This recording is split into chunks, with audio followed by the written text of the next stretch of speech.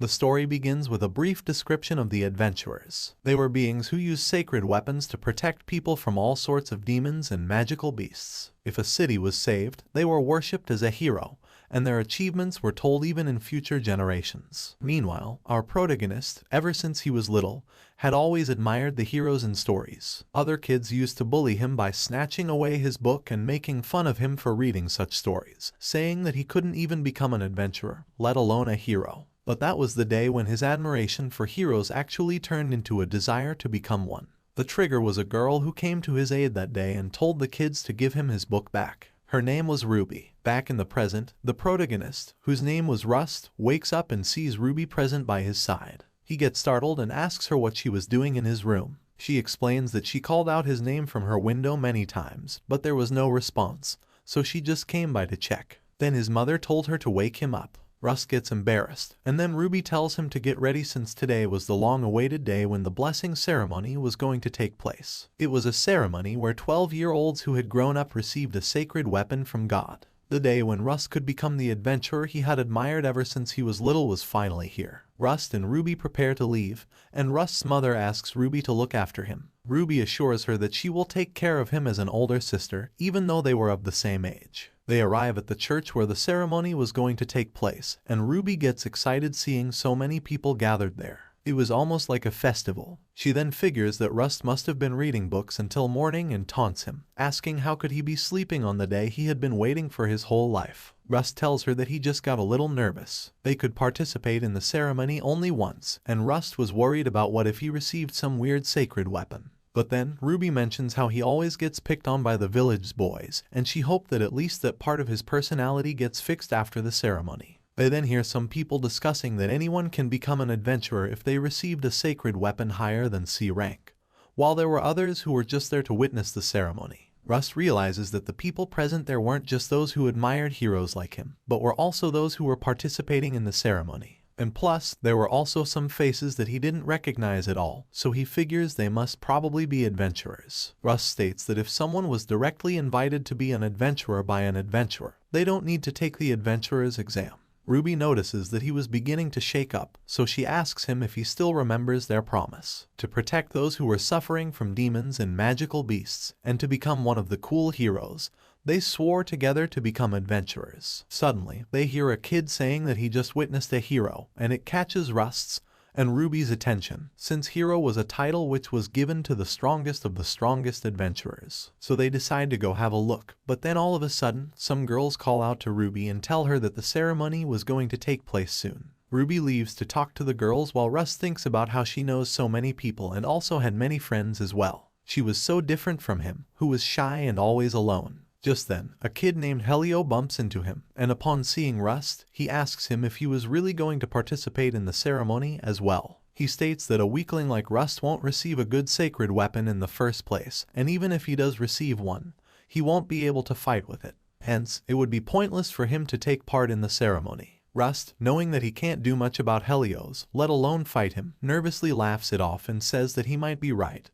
However, Helios snatches away the book Rust was carrying and questions if he was still reading this. He asks him if he really thinks he could become a hero just by receiving a strong sacred weapon and mocks him for it by saying that he still had the mindset of a child. But then Ruby steps in between and tells Helios to return the book back to Rust. Helios gets annoyed and he decides to leave. As he was leaving, he warns Rust that he better not embarrass this generation, since he was just a weakling who was protected by a girl all his life. Rust, in response, simply nods his head while Ruby returns the book back to Rust and says that he should say something back to them, as he was the one who was going to become a cool hero one day. Rust was left speechless and wonders if she notices these feelings. Later, it was time to begin the blessing ceremony, and the priest asks everyone who was participating to step in front of the altar. One of the kids steps forward, and he starts praying when all of a sudden, a bright light that blinded everyone around there shines upon him, and Rust was simply surprised to see the blessing ceremony for the very first time. The boy finally received a rank C weapon, named the gigantic steel axe, and was overjoyed, while the rest of the kids were stunned to see that he received a C rank weapon. The priest instructs the boy that once he equips the weapon, he will be able to know all its abilities and properties, and since he was gifted with a sacred weapon, he should proclaim it loudly. Next up, a girl stepped in front of the altar to receive a blessing, and she also received a rank C weapon, named the Gale Dagger. The kids in the crowd discuss how there were a lot of good weapons this year, since there were years where even a single C rank would not appear. But then this year, they were blessed with 2 degrees Celsius rank weapons in a row. Meanwhile, Rust also thinks that it was no surprise that the people around him were getting excited, since each weapon was gifted by its own rank from highest, rank A, B, C, D, E, and F, and the average rank was rank D, but getting 2 C-ranked weapons in a row was indeed a surprise. Ruby optimistically states that she hopes they both get a good sacred weapon as well, and Rust nervously agrees while vowing to himself that starting from today,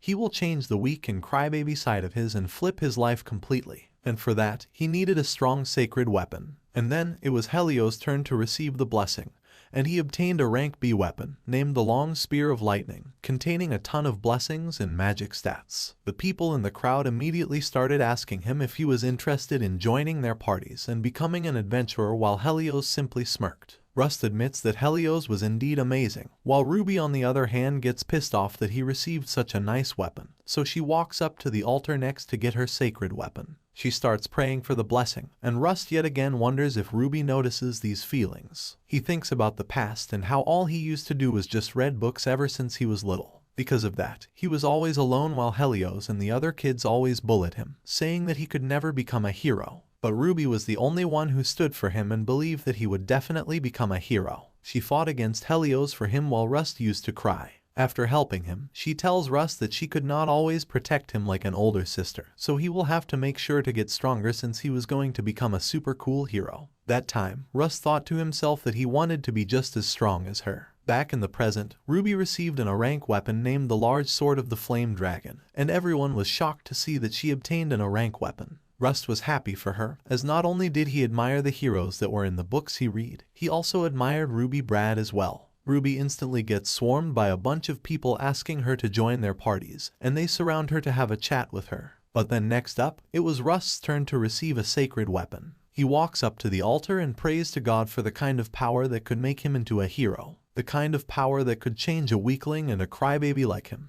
the kind of power that could stand a chance against Helios, the power that could be used to return the favor and could let him fight beside Ruby so that he could use it to protect Ruby. The light shines upon him, and then a rusted sword appears in front of him. Helios and the other kids start laughing at Rust, seeing how he brought up a battered sword, and Rust was left in complete despair. But then, a mysterious lady emerges from the crowd. The crowd was shocked to see her there, as she was none other than the hero party. She approaches Rust and Ruby and asks Ruby if she would like to join her party. Ruby was shocked and confirmed from Party if she was really talking about her, and Party says she was. She instructs Ruby to follow her, so Ruby grabs Rust's hand and takes him with her. Rust picks up the sword and learns that it was a rank F weapon named Rusted Sword, and Ruby, on the other hand, asks Party to let Rust join as well. Party takes a look at the sword he was holding, and she simply tells Rust that he was incapable of becoming an adventurer. She further states that families that have magical power running in them have a hard type of skin called a magic covering,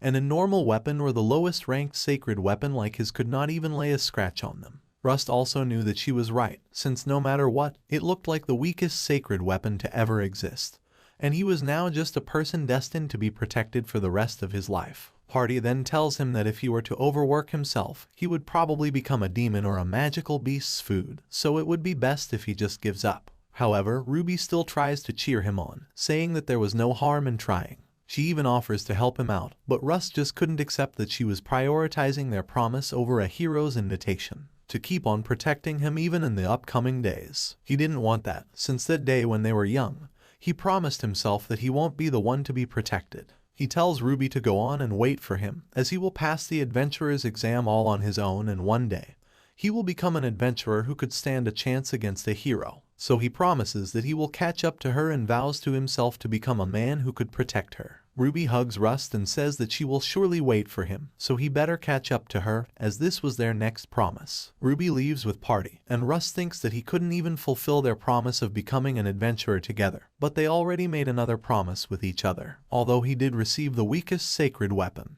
But that doesn't mean he had already given up. He looks at his rusted sword and thinks how it was just like him, and hence, he pledges to become an adventurer and then after that, a hero with his new partner. The scene then switches to Ruby reminiscing about the past when she and Rust were kids. Unlike the heroes that were mentioned in the stories, Rust was weak, a crybaby, and undependable. He didn't even have a sacred weapon, but still, he was her hero. Back in the present, Ruby and her group face off against a beast. It was a weak beast, and Party also mentions that it was understandable since there wouldn't be any strong ones in the forest where people live nearby anyway. But she notices that Ruby was starting to get tired wielding her sword, so she goes up to her and assures her that it was not even an opponent they should be scared of. Ruby apologizes and tells her that she used to come to this forest frequently to play with the kids in the village, and that is why it just felt very nostalgic. Party asks her if she was still worried about Rust Stone, and Ruby firmly responds, not at all. The other team members then state that since it's a forest where children can play, it's no wonder that there wouldn't be any strong beasts in there. But then Ruby says that although there are no strong beasts there, something even more extraordinary has appeared. They ask what it is, and Ruby says it's a hero. Meanwhile, back at home, Rust goes up to his mom and tells her that he wanted to help her with farming starting from today since it has grown this big by a single person. He prepares to get started, but then his mother stops him, saying that he should be holding his rusted sword with him since he wants to be an adventurer. He takes it, and before leaving, his mother instructs him that he must run away immediately if it gets too dangerous out there. Later, while Rust was strolling through the forest, he contemplates how he owes so much to both his mom and Ruby, and one day he will surely repay them back. He then notices marks left behind by some kind of wheel, so he wonders if it was from an adventurer's carriage. He remembers that something happened around that area with Ruby back when they were little, and then suddenly, a tree-shaped beast appeared behind him. It was a Trent, and Rust was so preoccupied with his thoughts that he didn't even notice until it appeared right behind him. It grabs Rust's feet with its vine and then tosses him up in the air. In a desperate attempt, Rust tries to cut himself loose with his rusted sword, but he could not cut the vine, and Trent slams him on the ground. Rust takes a lot of damage, and he learns this is what a real battle feels like, but still, he picks up his sword and gets back up again, thinking about the promise he made to Ruby that one day he would catch up to her, and he charges towards Trent to attack it. Later, Rust comes back home all beaten up, and his mother praises him, saying that he did good by running away. The next day, Rust faces off against the Trent once again, and he finally manages to land a strike on it. But still, he couldn't cut anything with it. Rust was also shocked to see that even though it was a sword, it felt like it was just some blunt item. But he didn't give up and kept training with Trent day after day, and just like that, 3 years passed. One day, 2 girls were engaged in their usual conversations when suddenly a group of Trents started charging toward the village. However, Rust stepped in to stop them and attacked them using his rusted sword. It was unexpected for Trent to come near the village entrance, but still, Rust assured the 2 onlookers that it was all okay now and asked them if they were injured. However, all of a sudden, an arrow passed right in front of him and killed Trent, which was going to attack Rust from behind. The arrow was shot by one of the girls. They sarcastically thanked him for helping them and then asked him if he was okay since he wasn't able to defeat it properly. Rust just nervously stated that he was fine. Later, he sat in an open field and wondered how close he had gotten to Ruby since it had already been 3 years since she left the village. He then looked at his sword and questioned if he was lacking something foundational, as even after all that training for years, it was just at level 10. He needed to try harder or else he would not be able to catch up to Ruby. So, he stood up and prepared to leave, but then 2 boys arrived there. Rust recalled that they were the brothers who chopped and gathered wood to sell them. One of them stated that it had already been 3 years of no realization and asked Rust if he still didn't understand that it's pointless. Later, Rust sat in the forest all by himself, and he remembered what Ruby said to him before leaving, that she would be waiting for him. But now he wondered where exactly. If she goes so far away, he won't be able to catch up to her. But then suddenly, he heard a child screaming. He rushed towards the scream to find out what was going on, since there shouldn't be a child in the forest at this hour of the day. As he went closer, he saw Ruby when she was a child, surrounded by a couple of monsters. Rust finally remembered what happened in the past. When they were little, Ruby once got lost in this forest and almost got attacked by some beasts. He picked up his sword and decided to help her out. But then he saw a shadow of himself when he was young, running towards Ruby to help her. He held a mere stick in his hand and was scared too. But still, he was ready to face the beasts. He grabbed Ruby's hand and ran away from the beasts. Later, when they arrived at a safe place away from the beasts, Rust told Ruby that she could stop crying now, even though he was crying too. He was still shaking, and he started crying loudly, and Ruby tried to calm him down while the current Rust looked at them and wondered which of them was exactly saved that day. But then Ruby approached him and stated that since he was going to be one of those cool heroes, she would be patiently waiting for that day to come. Rust woke up and realized that it was all just a dream. With newfound motivation, he vowed to make sure to catch up, but then once again, he heard someone screaming. This time it wasn't a dream, so he rushed toward the source and found a little girl being attacked by a demon. Rust was stunned and wondered why there was a powerful demon in this forest. What stood before Rust was a true danger, known as demons. Unlike monsters, these were superior types of races which possessed intelligence. Just like humans who receive their sacred weapons from God, they also receive sacred weapons from the god of evil, the greatest threat to mankind.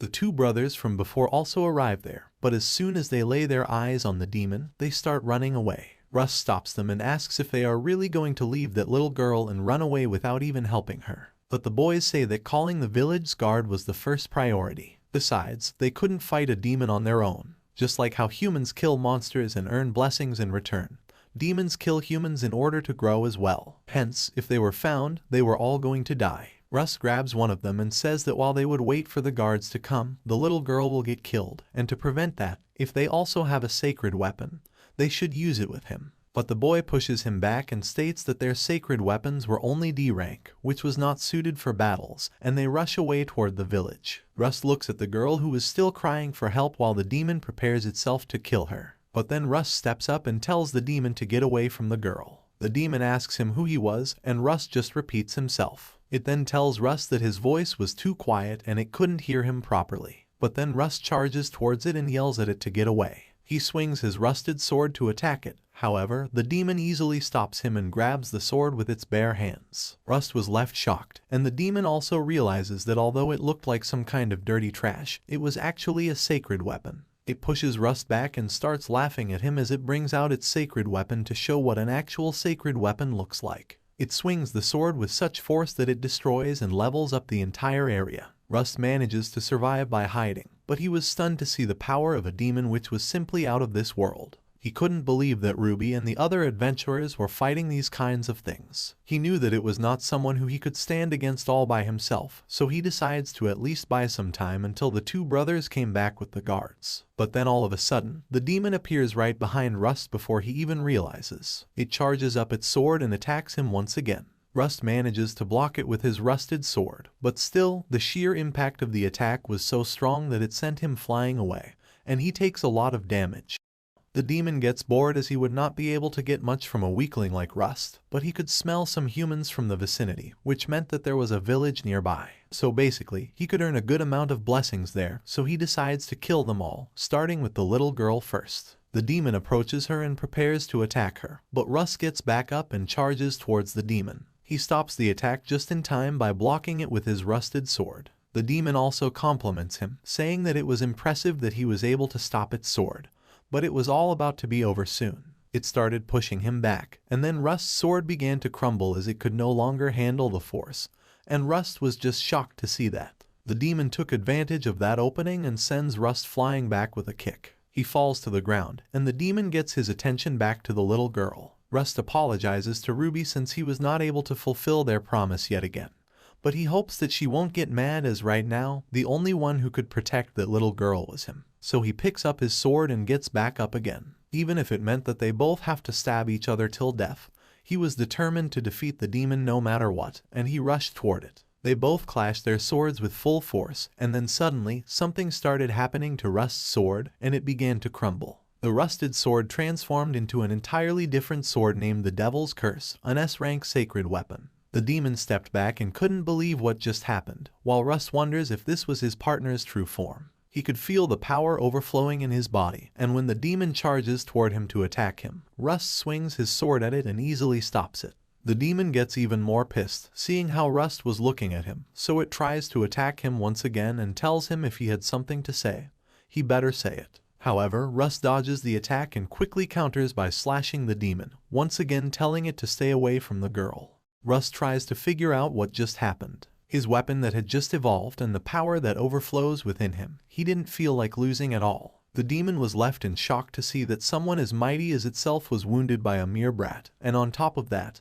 even his armor got damaged. It gets even more mad and starts attacking Rust with its claws, but he easily dodges it and once again slashes the demon. However, this time, it gets set on fire. Without even releasing, Rust used a magical enchantment named Hellfire, and the demon gets engulfed in flames. Rust uses that opening to land a finishing strike on it, and he successfully beats the demon and kills it. He finally won against a demon, and after finishing, Rust falls to the ground too and faints, while the little girl rushes to help him out. Later, he wakes up in his room, and then his mother walks in, so he asks her what happened. She informs him that the guards found him passed out all the way in the woods, and they rescued him from there. Rust figures that those two brothers must have called for the guards, but then remembers the girl and asks his mom what happened to her. She informs him that the little girl was just fine and she wasn't injured anywhere. Rust takes a sigh of relief, and then his mother further states that honestly, for the past 3 years, she wanted to stop him from fighting all sorts of monsters since even from her perspective,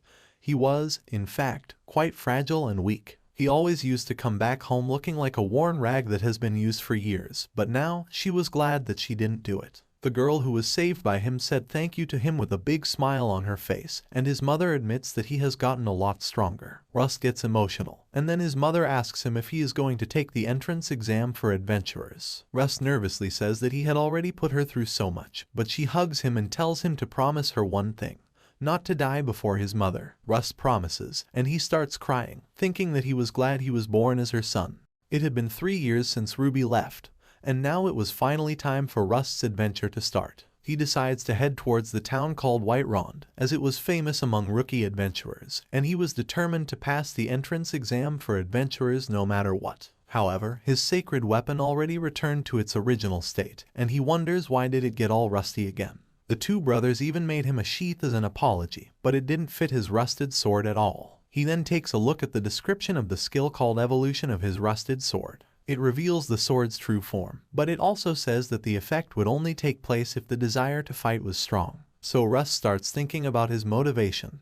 He wanted to become an adventurer no matter what, and then he would become a hero who was strong enough to protect Ruby and his mom. Suddenly, the skill activates, and the sword transforms into its true form. Rust realizes that as soon as the desire to fight rises, even if it's a little bit, the effect will take place. But then, when he takes a closer look at it, he sees that it looked similar to a demon's sacred weapon. So he brings out the sword that he retrieved from the demon, since the guard who brought him back home could not differentiate his sword and the demon's sword, so he ended up bringing both of them back. It was a B-rank weapon named the Gigantic Sword of Hellfire. Since Rust couldn't keep it back at home, he brought it with him. However, he now understands that he couldn't just keep bringing it with him wherever he went. But then suddenly, both the swords started floating in the air, and both of them merged into one weapon. Rust picks it up and sees that it was an S-rank sacred weapon, named the Devil's Cursed Sword. It had Hellfire written in its stats, and Rust thinks that although his sacred weapon itself wasn't really suited for fighting, due to its strong vitality, it could be used in fights with relative ease. He then tries to see if this sacred weapon had something else to it, and he finds that it also had a skill called Sacred Weapon Synthesis, which said that the weapons that have the blessings from the wicked god can be used to synthesize with the sacred weapon and means of strengthening.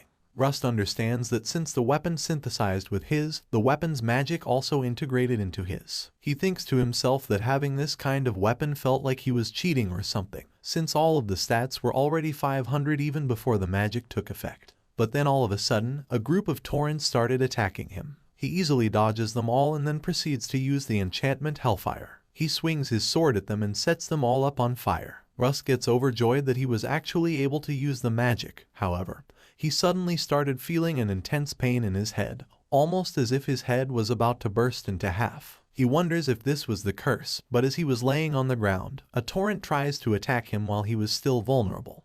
But then a girl quickly rushes to his side and saves Rust by blocking the torrent's attack with a big shield. The scene then switches to Rust, who had finally arrived at the Whiterond town. He goes to the guild building for the adventurers and was amazed to see how huge it was. He enters the building to start his life as an adventurer, but when he gets inside, he sees that there were already a lot of people present there, and he wonders if all of them were going to sit for the entrance exam that was for aspiring adventurers. The acceptance rate was already lower than 10% each time, and if he doesn't pass the test this time, he would have to retake the exam after 6 months. Rust couldn't let that happen, so he decides to pass the test this time no matter what and to become an adventurer just like Ruby and that girl who saved him. A flashback is then shown of his previous battle when a mysterious girl saved him from the torrent using a big shield. She tells him to leave the rest to her and to run away as far as possible, but Rust wonders if she was an adventurer or what and if she came there to save him. He was amazed to see that she had a shield as a sacred weapon, and on top of that, her composure was also admirable. Rust then realizes that his headache from earlier was gone, and he was feeling okay all of a sudden.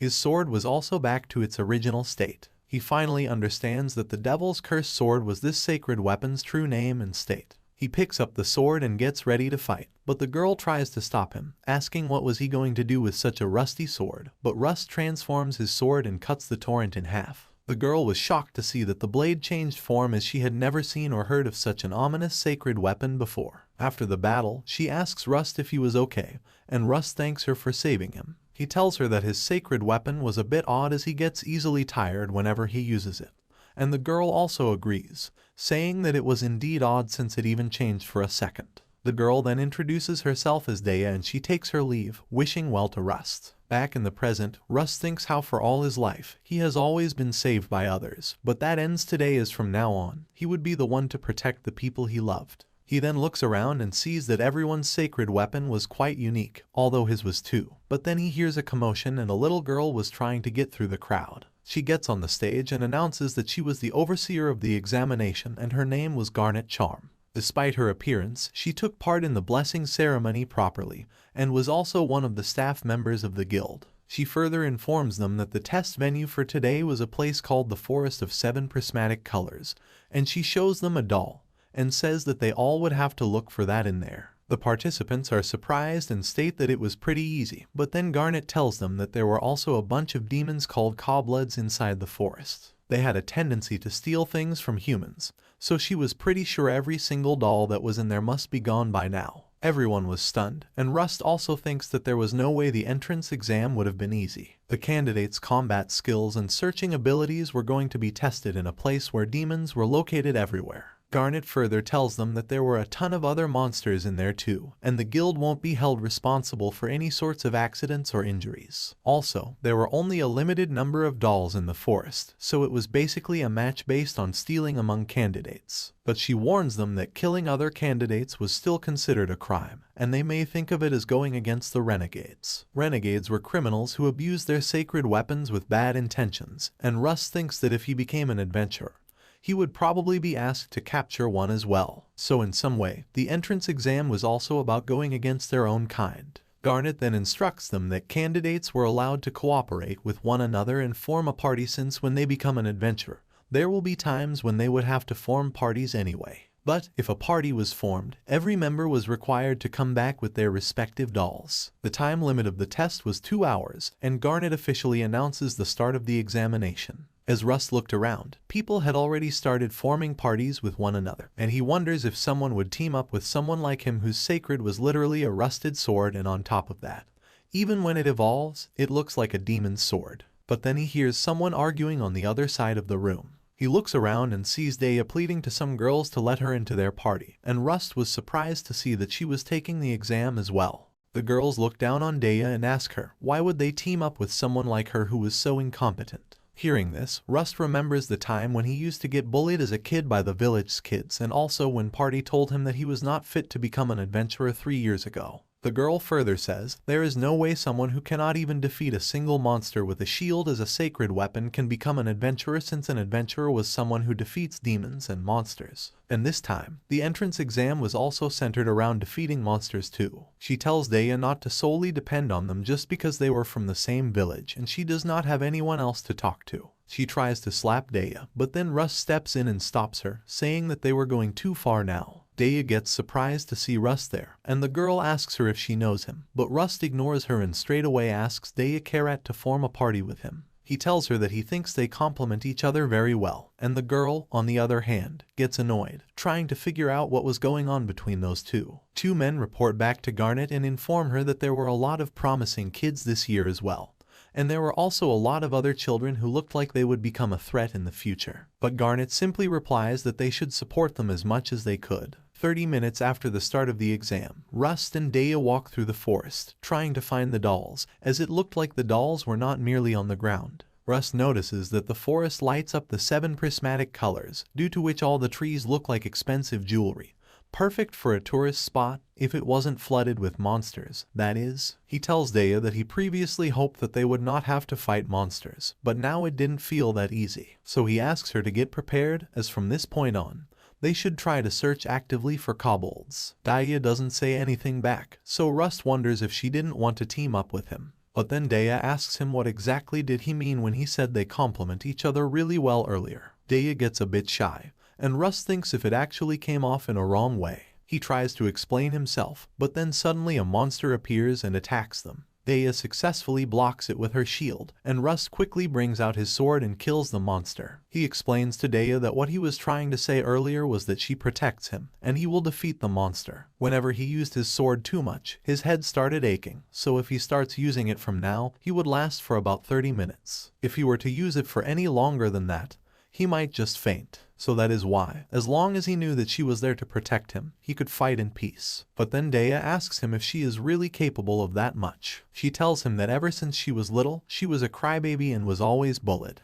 Because of that, Ms. Amethyst didn't team up with her. She was too weak. Rust approaches her and says that even with a sacred weapon that cannot defeat monsters, she was a kind human being who helps others, including those whom she doesn't even know, and that is why she was plenty strong already. But then out of nowhere, someone uses a lightning attack on them. Daya manages to block it on time, but she recognizes the magic. It was Ms. Amethyst, and she tells them that they really do complement each other really well, as they were both just incompetent, and were doing nothing apart from hiding, so she was there to crush both of them while they were still here. Rust asks Amethyst and her group why were they doing this, and she responds that they were just there to retrieve the dolls as the examiners instructed them to do. Rust says that he did not have one yet, but she tells him to look behind, and there a monster was trying to attack them. It was a kobold, and Daya uses her shield to stop it, but the kobold continues to attack and keeps on the pressure. Rust notices that this kobold had a doll attached to its waist, and Amethyst's teammates, Spinel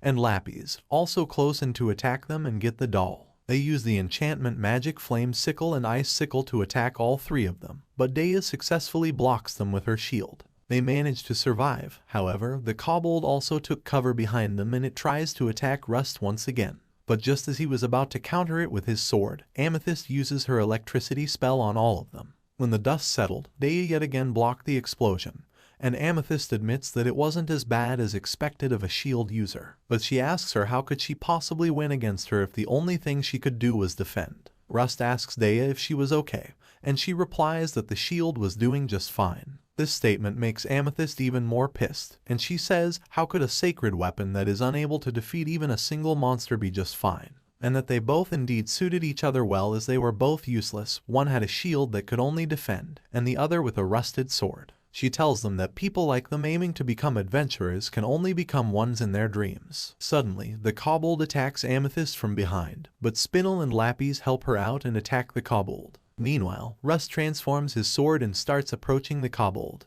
Amethyst warns Lapis and Spinel to watch out behind them, and then, in an instant, Rust swings his sword and cuts the kobold in half, along with Spinel and Lapis' blades. All of them were left in shock, and Amethyst asks him how did he easily cut down the kobold and their sacred weapons with just one slice, even though their weapons were C rank and on top of that, they were even reinforced with enchantment magic. She asks him who exactly he was, and Rust simply responds that he was an examinee just like them, and also a friend of Daya. He tells them that Daya's shield could have easily blocked his attack just now, and if they had accepted her into her party, she could have blocked any attack for them. Amethyst gets mad and states that he knows nothing about them, so he should not assume things on his own, as it's not like he would understand how she feels in the first place. Rust then tells Lapis and Spinel that they can have their sacred weapons repaired at the temple, and he offers to escort them there since he felt responsible for breaking their weapons during an exam. But Amethyst says that it was time to go, and they start leaving.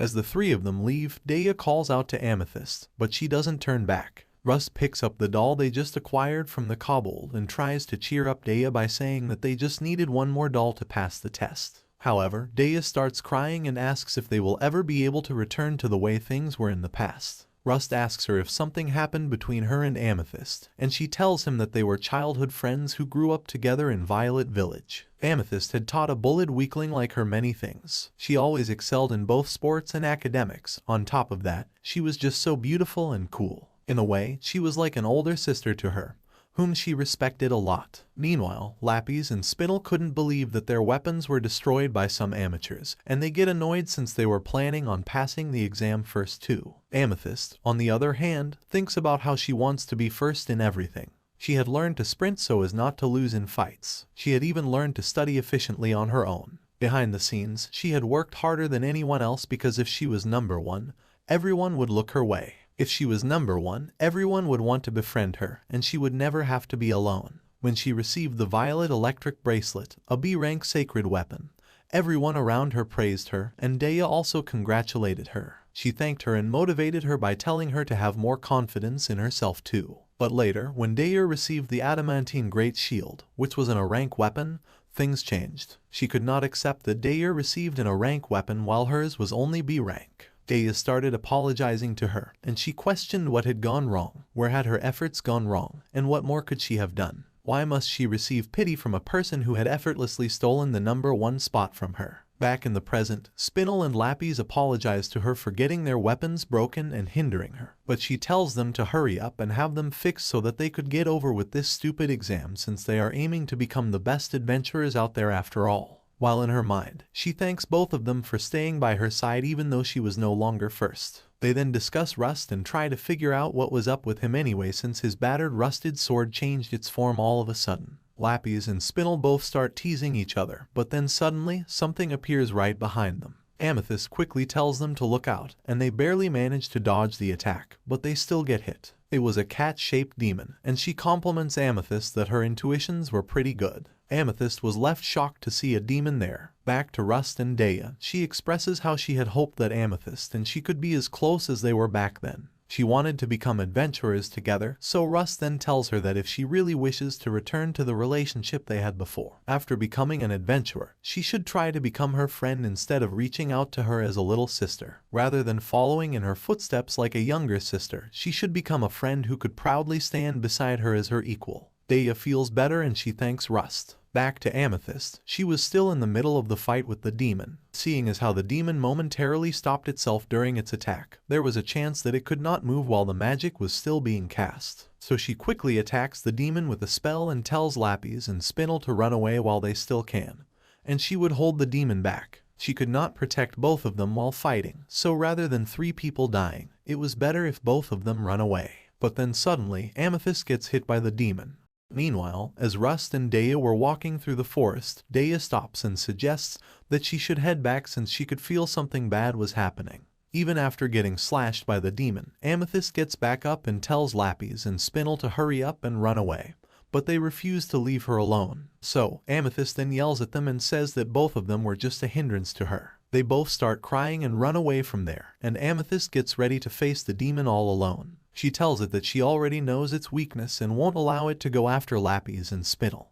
But then the demon quickly jumps behind her and starts choking her with her tail. Amethyst could not believe how fast it was, and the demon asks her if by weakness she meant the thing where its invisibility disappears when it was charging for an attack. It brings out its blades and admits that it was amazing how fast she noticed that, and that is why it makes her good prey. But the thing was, her speed makes up for her weakness, so basically she and both her friends were all going to die in the end, no matter what she does. Amethyst needed to buy more time somehow, so she asks the demon why do they attack humans. The demon tells her that they receive blessings from their creators by killing humans, just like how humans receive blessings from God by defeating monsters and demons. But there was also one more reason, and that was, it personally loves toying with humans. It tells Amethyst to cry and scream for her life, just like the other humans it had played with. But Amethyst doesn't say anything back. The demon gets bored since she was ignoring it, so it decides to finish her. But Amethyst was also done casting her spell and attacks the demon with an electricity magic named Lilac Violet Electricity, with maximum power accumulation. She hopes that it should buy enough time, but the demon was still alive and states that lightning could also not compare to its speed and that similar power to its own doesn't work against it. It starts casting the enchantment magic, Dark Lightning Chaos Bolt, and Amethyst was just frozen in place to see what a demon really looks like. It quickly closes in on her and stabs her arm with its blades. The demon maniacally starts laughing and enjoys Amethyst's screams while she wonders if Lapis and Spinel have gotten away safely. Even though she was in a very bad state, she still knew of another way to get out of this dire situation. She had studied and worked hard for situations exactly like this. She decides to store her electricity once more and look for an opening. But deep down, she cries for someone to come and help her. The demon attacks her once again with its blades.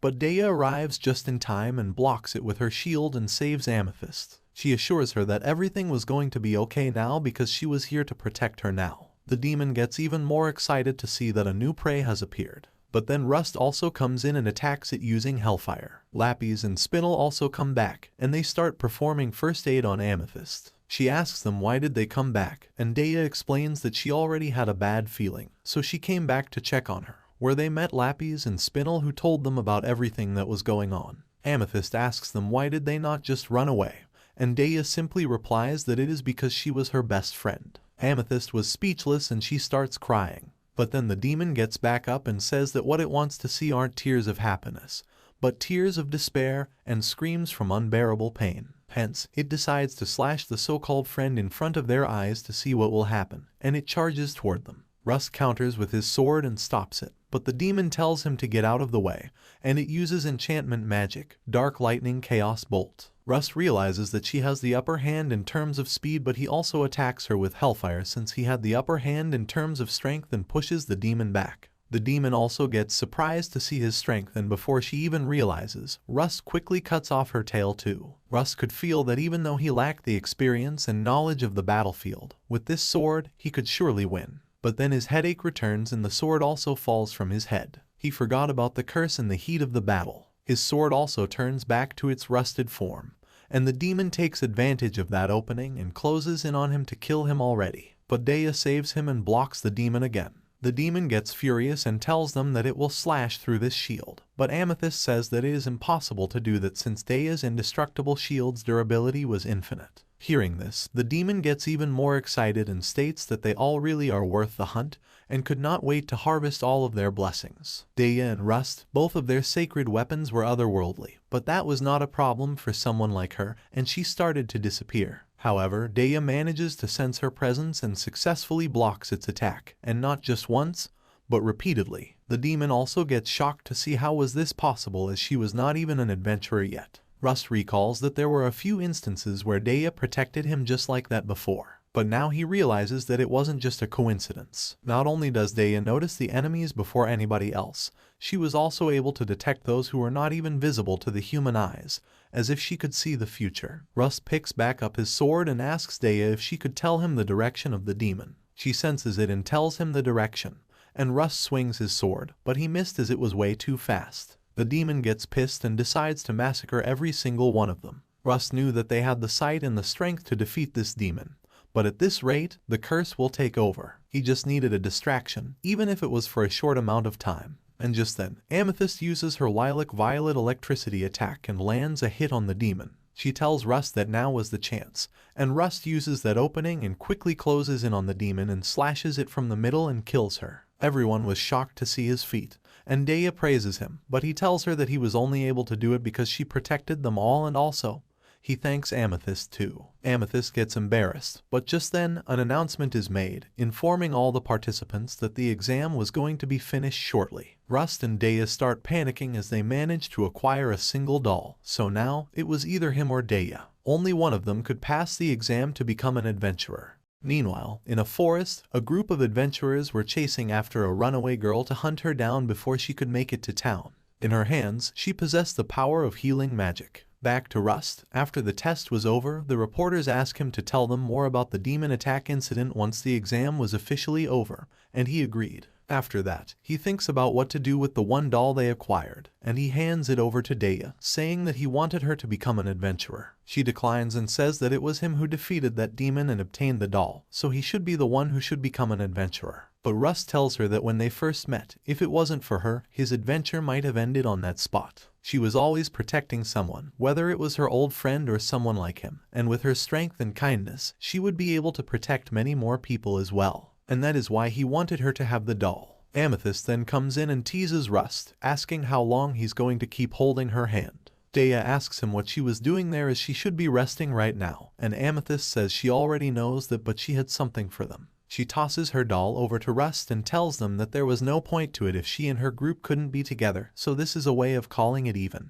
Amethyst then takes her leave, and before going, she tells Daya that she would catch up with her in no time. After Amethyst leaves, Garnet arrives there and apologizes to them, as it was their ineptitude that allowed the demon to trespass upon the testing grounds, and since they defeated it, both of them had their deepest gratitude. But then she also warns them that from now on, they will be encountering even more dangerous situations, as she officially announces that starting from today, the two of them were official adventurers. Later, Rust and Daya celebrate as both of them were now adventurers. Rust also tells her that when they were returning from the guild, he happened to hear Amethyst and her group having a conversation. As a special exception for being unable to finish the exam due to the demon attack, they were going to hold another one 2 weeks from now. Daya was glad to hear that and states that although she and Amethyst could not become adventurers at the same time, she hoped that they could go on an adventure together someday. Rust then tells her that he also had someone who he promised to become an adventurer with. They were always there to protect him back when he was weak. Daya asks him if he will now reunite with them, but Rust says that not yet. With his current stats, they were still somewhere far out of reach. First, he needed to rank up by taking some promotion exams, but he was sure that he would reach them one day.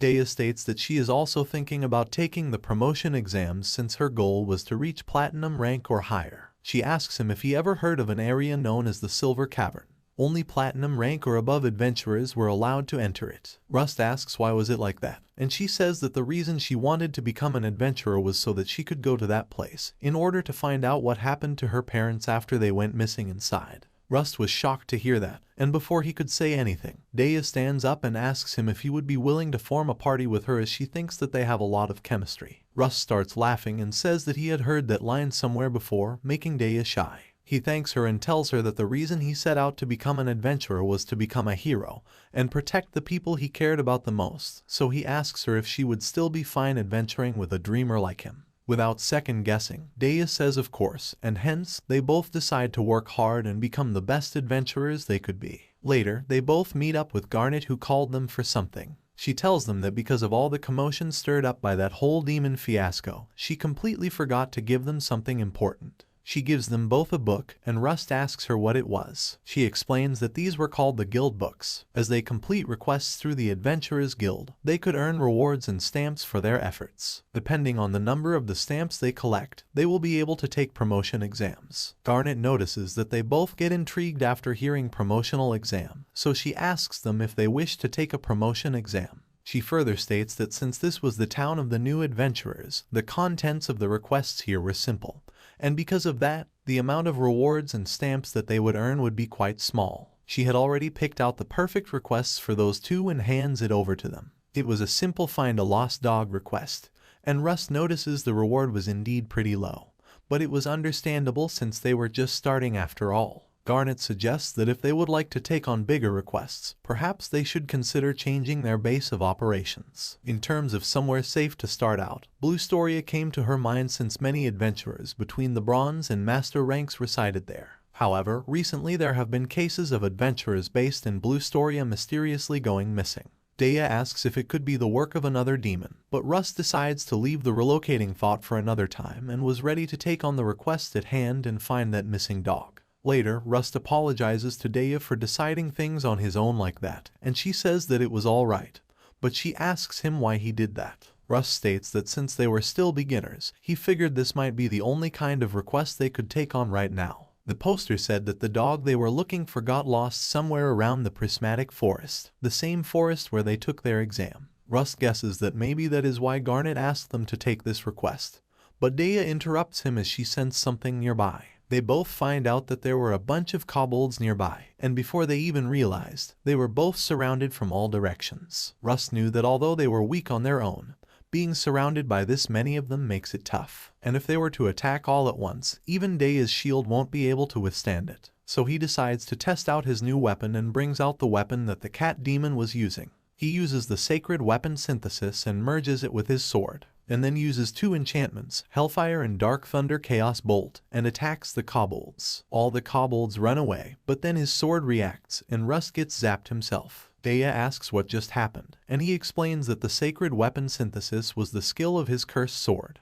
Not only does it inherit a weapon's appearance, but also its abilities. If the abilities from what were originally 2 separate sacred weapons were able to reside in one combined weapon, he thought that he could also use both abilities at the same time. He realizes that it was indeed possible to use dual enchantment power. However, his sacred weapon could handle the stress, but his body could not. Meanwhile, a girl holding a dog was watching them from afar. The dog suddenly barks, and Rust and Daya both notice that, so they head toward it, and the girl starts running but she falls down. They both find her, and Daya asks her if she was okay, but Rust stops her and notices that the girl had horns. She was a demon. They both get shocked and wonder what the Adventurers Guild was doing since they just had a demon attack not too long ago. Demons were the natural enemy of mankind, but a girl who was indistinguishable from an ordinary human. Rust wonders if he could really cut her down.